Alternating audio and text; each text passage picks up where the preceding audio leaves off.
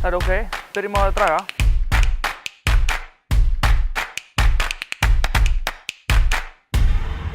Iðunn, þú mátt byrja. Go. En það er ekkert annað en að vinna, sko. Kemur svo fyrstir eftir 5 klukkutíma. Það er mikið stress í því.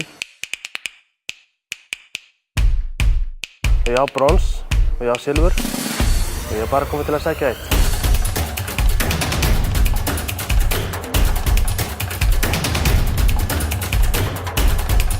We want to see a lot of new techniques